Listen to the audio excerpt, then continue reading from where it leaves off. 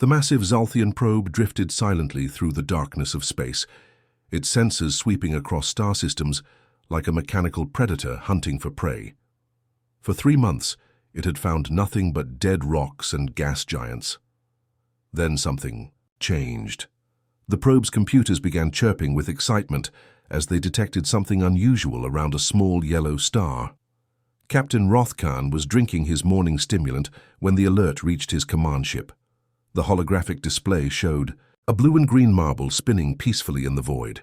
His scaled fingers danced across the control panel as he pulled up the detailed scans.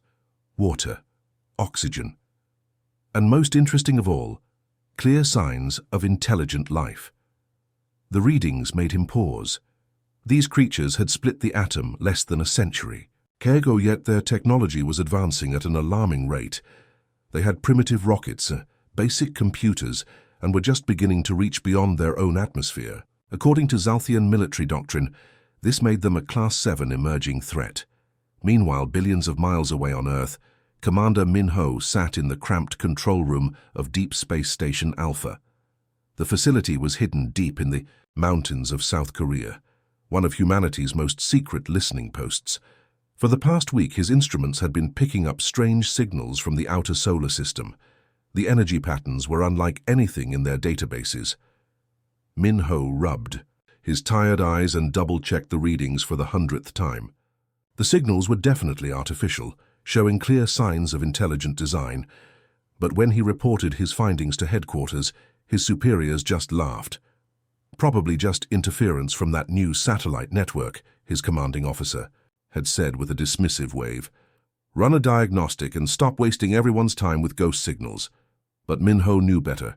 He had been monitoring space for 15 years, and these readings were unlike anything he had ever seen. The patterns were too complex, too organized to be natural phenomena or human technology. Something was out there, something that didn't belong in their solar system. Back in the depths of space, Captain Rothkahn was making his final decision. The Zalthian Empire had survived for 10,000 years by following one simple rule: eliminate any species that might eventually challenge their dominance. They had learned this lesson the hard way, after nearly losing a war to a species they had initially dismissed as harmless. The humans showed all the warning signs. Their population was growing rapidly.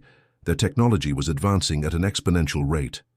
Most dangerous of all, their radio transmissions showed they were aggressive, territorial, and divided into competing nations that constantly fought each other.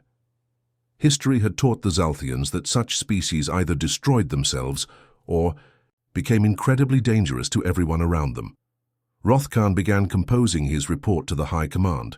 The recommendation would be simple: immediate military intervention before the humans could develop interstellar travel capabilities. The invasion fleet would need at least 300 capital ships to ensure complete success. No survivors, no second chances. Dr. So Young worked alone in her private laboratory, hidden beneath the bustling streets of Seoul. Unlike Min-ho, she wasn't part of any official government program. Her research into deep space phenomena was entirely self-funded, using equipment she had built herself over the past decade. For days, she had been tracking the same mysterious signals that Min-ho had detected, but her more sensitive equipment had picked up additional details that the military station had missed. The signals weren't random exploration probes. They were detailed scans, the kind used for military reconnaissance. Someone was studying Earth very carefully, and they were being methodical about it. The scanning patterns suggested they were cataloging military installations, population centers, and technological capabilities. This wasn't first contact. This was preparation for something much worse. So Young knew she couldn't go through official channels. The government would either dismiss her findings or panic and make the situation worse. Instead, she reached out to her small network of contacts in the military and scientific community. People who would listen first and ask questions later. Her encrypted messages were simple and urgent.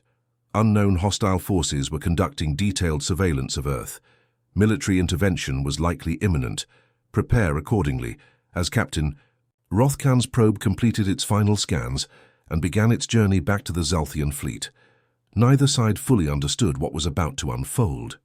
The aliens saw a primitive species ripe for conquest. The humans remained largely unaware of the threat gathering in the darkness beyond their world, but a few individuals on both sides sensed that something monumental was approaching. The galaxy was about to discover that first impressions could be very, very wrong. The morning started like any other day, until every screen on Earth suddenly went black. Television broadcasts stopped mid-sentence. Radio stations fell silent. Even smartphones and tablets displayed the same terrifying image, a massive alien ship hanging in the void like a metallic mountain against the stars. The vessel was enormous, easily 20 kilometers long and bristling with weapons that pulsed with an eerie blue light. It had appeared at the edge of the solar system without warning, its arrival detected by deep space monitors only moments before it announced itself to the entire planet. Then came the voice.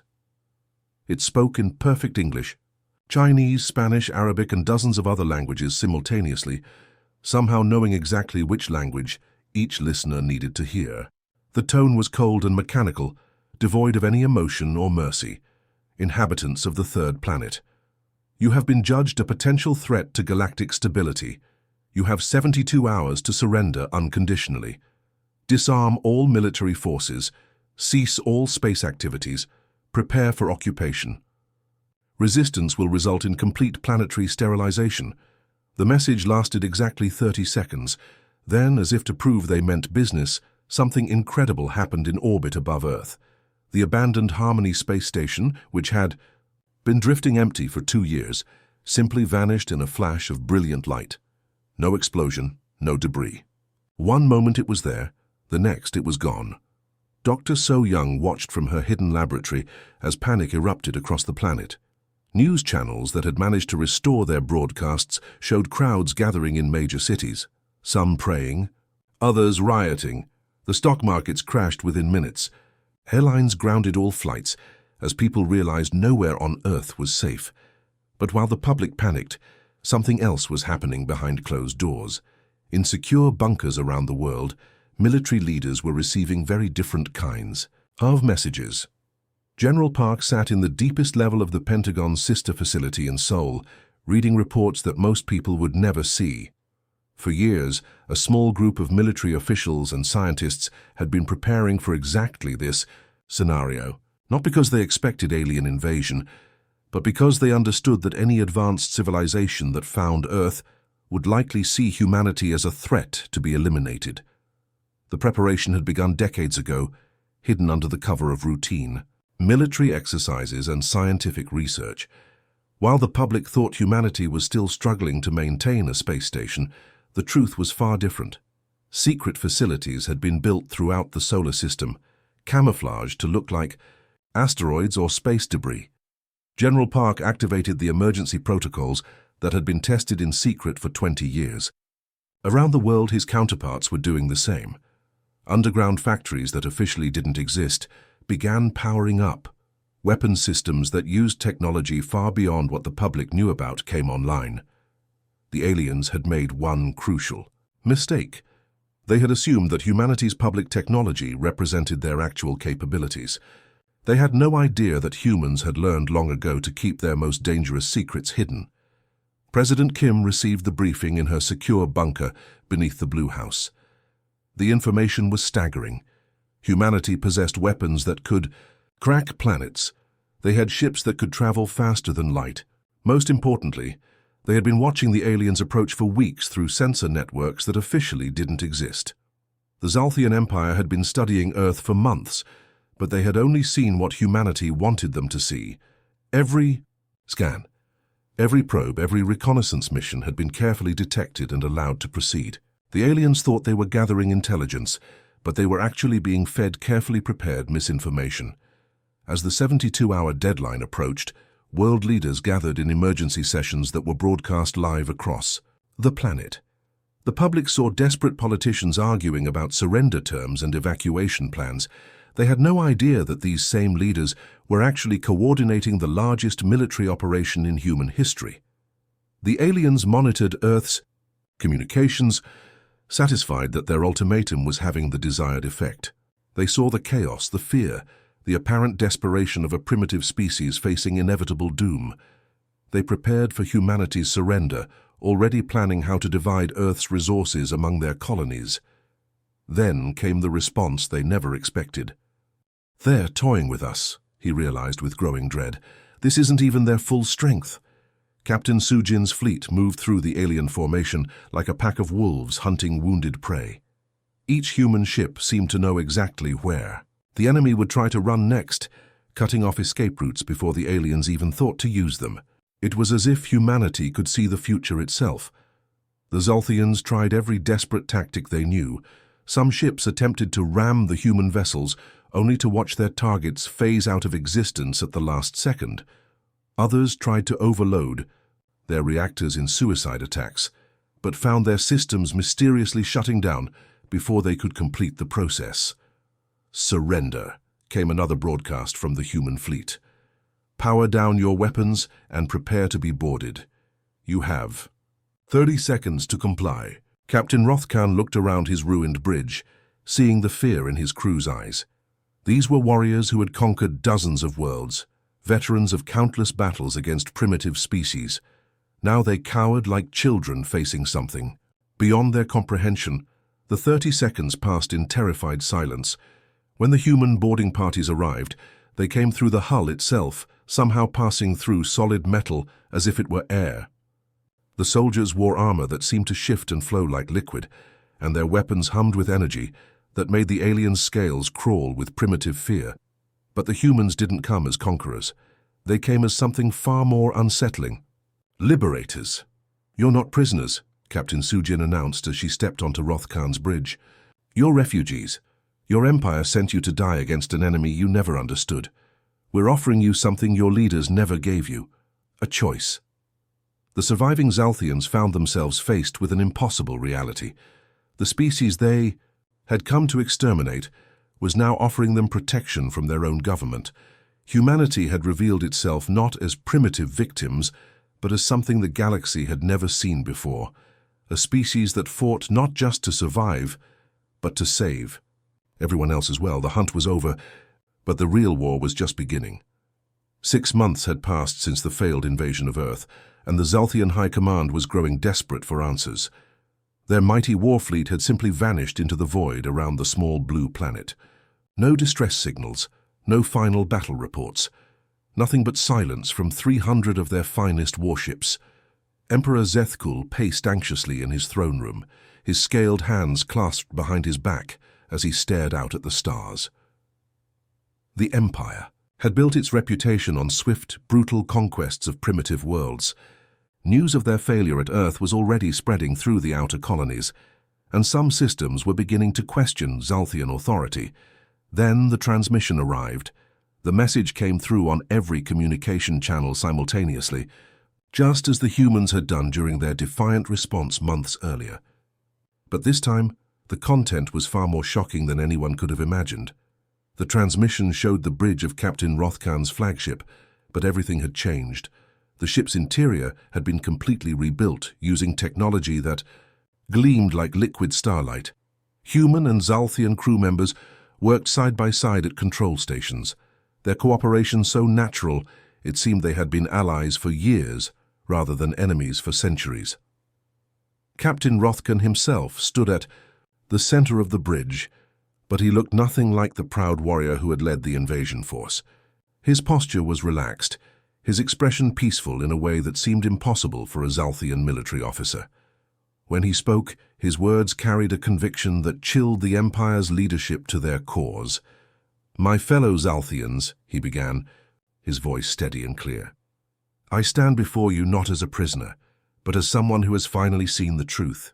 For too long our empire has survived by crushing anyone who might challenge our power. We told ourselves we were bringing order to the galaxy, but we were only spreading fear and death." The Emperor's claws scraped against his throne as he watched, his former captain speaking words that bordered on treason. But Rothkan wasn't finished. The humans could have destroyed us all. Their weapons are beyond anything we possess, their technology more advanced than our greatest scientists ever imagined. But instead of conquering us, they offered us something we had never experienced: freedom of choice. The camera panned across the bridge, showing Zalthian officers working alongside humans with genuine respect and friendship. These weren't the actions of conquered soldiers or brainwashed captives. These beings had found something worth fighting, for something their own empire had never given them. Ambassador Jinwoo stepped into view, his diplomatic uniform bearing symbols that represented not just Earth, but dozens of other worlds.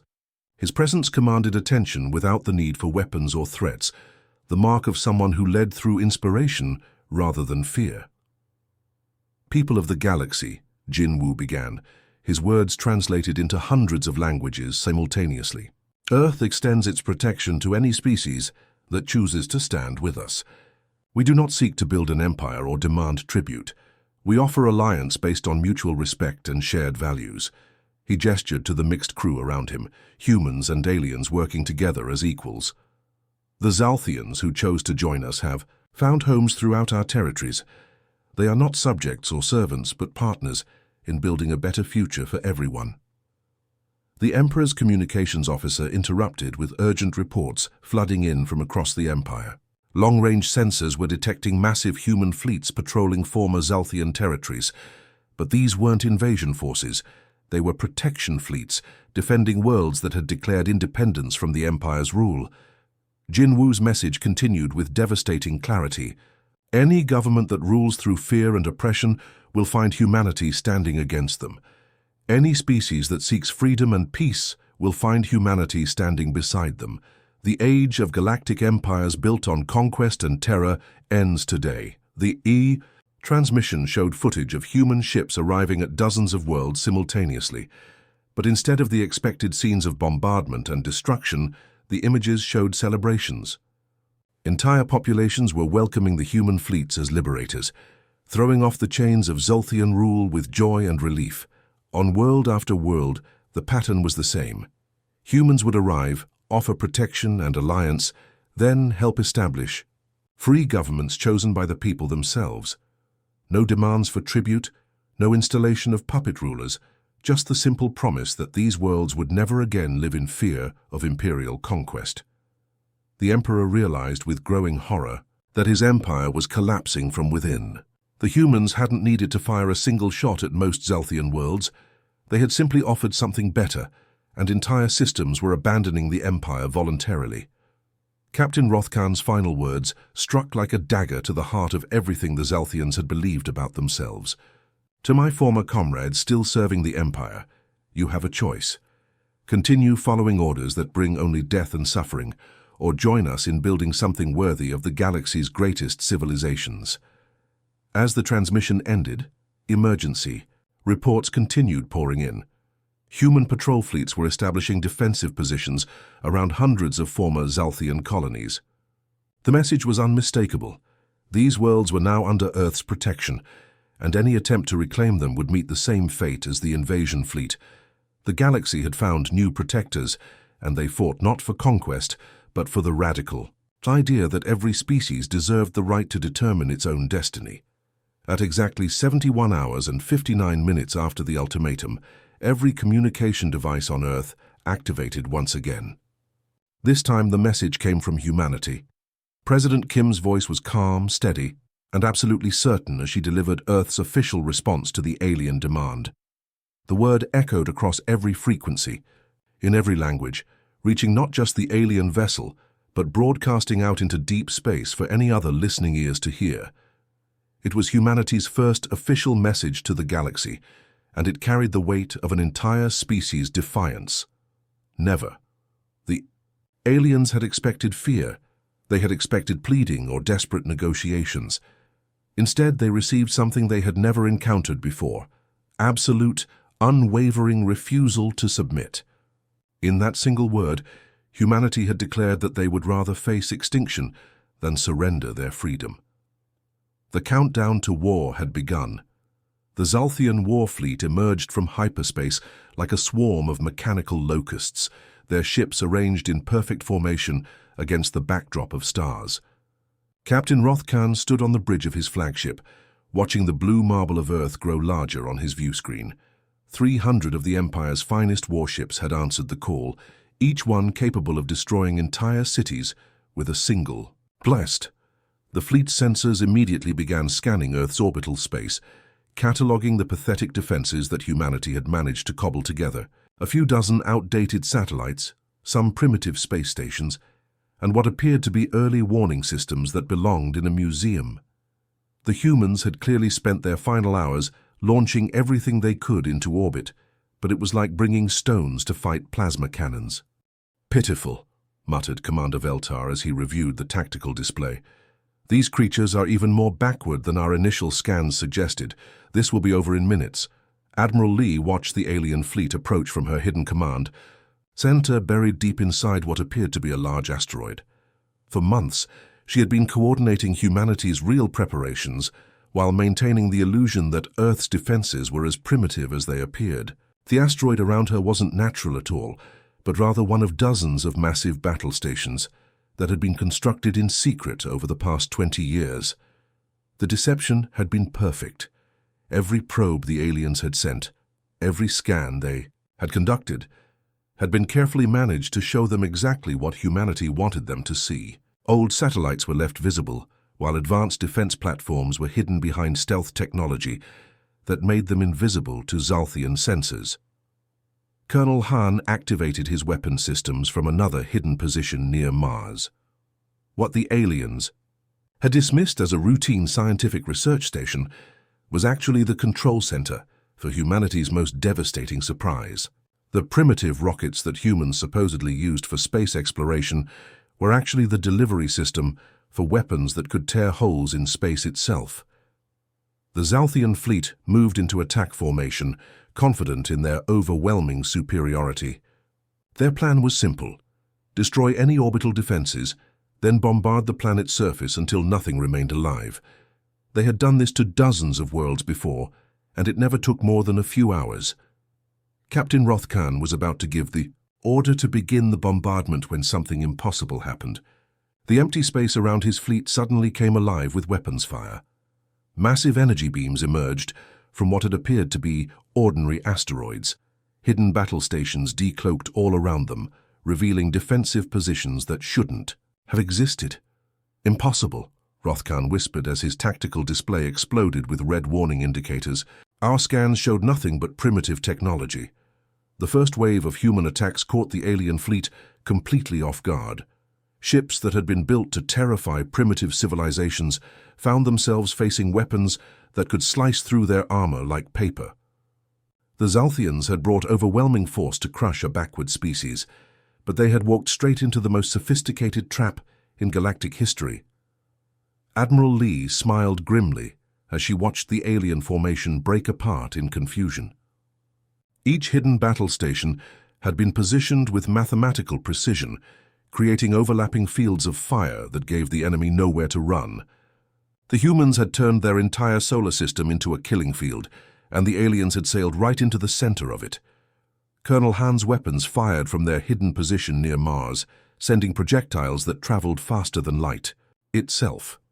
These weren't the crude nuclear weapons the aliens expected from a primitive species. They were weapons that manipulated the fabric of space-time, creating gravitational anomalies that crushed enemy ships like tin cans. The Zalthian fleet tried to retreat, but they quickly discovered that escape wasn't possible. More human ships emerged from hiding places throughout the solar system, cutting off every escape route. These vessels moved with impossible speed and agility, using technology that the aliens didn't recognize.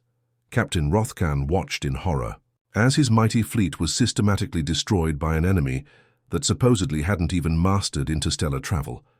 Ships that had conquered star systems were being picked apart by weapons that defied everything the Zalthians thought they knew about physics.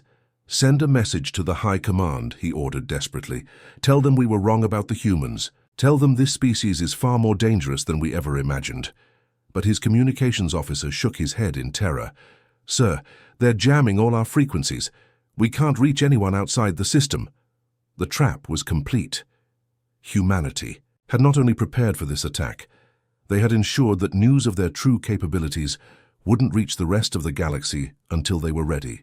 The Zalthians had come to exterminate what they thought was a primitive species, but instead they had discovered something far more terrifying.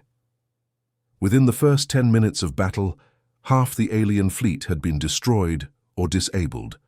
The survivors found themselves surrounded, outgunned, and facing an enemy that had been preparing for this moment far longer than they had realized.